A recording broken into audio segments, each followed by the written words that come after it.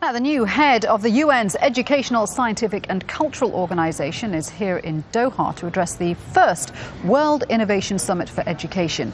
Irina Bokova was appointed Director General of Unesco after a controversial election. This is her first public engagement in her new role. I'm pleased to say that she's found time to join us in the studio. Thanks very much indeed for being with us.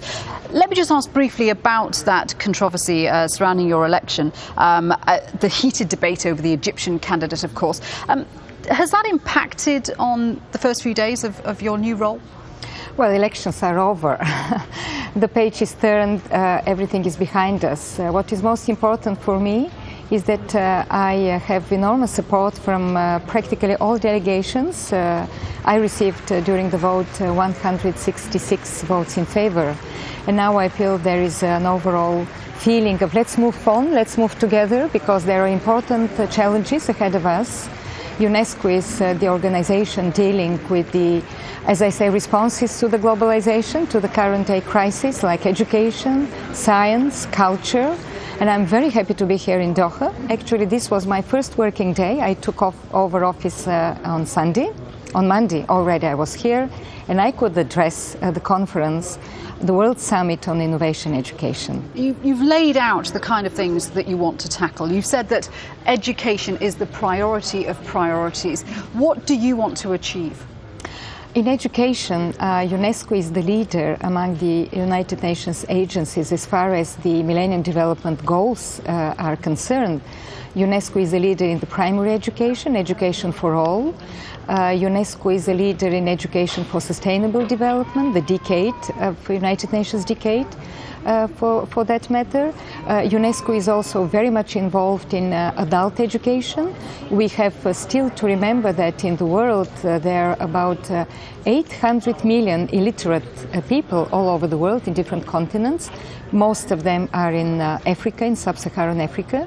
Is Africa one of the particular areas that you're going to focus on? Yes, Africa is a horizontal, as we say. Africa is a priority for UNESCO, as well as gender. Gender equality is also the other priority of UNESCO. And both of them are very much linked, because I think that whenever there is a crisis, whenever there is a poverty, situation of poverty, of conflict, of post-conflict, first there are women and girls which suffer most of that. So UNESCO rightfully pointed to these two priorities. But when we look at subjects like poverty, illiteracy, gender inequality, these are all issues that have been raised before. Are you confident there is the political will to tackle these? I think there is a political will, and I have to say that some progress has been achieved. At the beginning of, before adopting the Millennium Development Goals and Education for All strategy in the world, there were about 150 million kids, children, that didn't go to school. Now there are 75. But of course our goal is until 2015 that every child, all children are enrolled.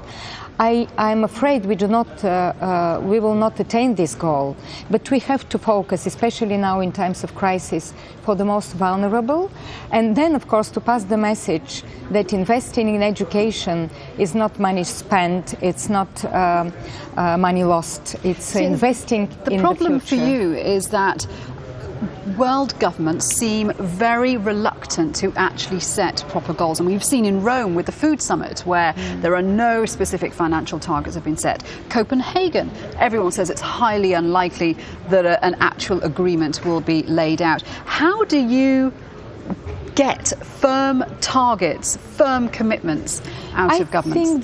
I think that it's a momentum, it's a process. And I think it's very good to put higher objectives, higher targets, and then follow with a lot of persistence. UNESCO is exactly about launching campaigns. UNESCO is about mobilizing governments. UNESCO is about accompanying governments in putting forward arguments also to the rich countries to support the poorer countries. And UNESCO is also about formulating all these arguments and targets and move forward. For example, in the climate change, UNESCO UNESCO has a very specific place there. UNESCO is very good in, through the science programs that we have in everything that is water management. The International Oceanographic Commission is very active in prevention, tsunami prevention.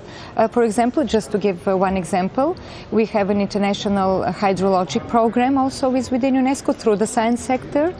And finally, UNESCO has a very specific niche in climate change. It's about ethics of climate change. I think we don't talk much about these issues, but it's high time that we also talk about the other side of what humanity is confronting. So I think UNESCO's ambition and role are huge, and we have to follow them with a lot more of mobilization and political will. Well, we will follow your progress with much interest. Congratulations on your new role. Thank you very much indeed for speaking with us. Irina Bokova, the new Director General of UNESCO there.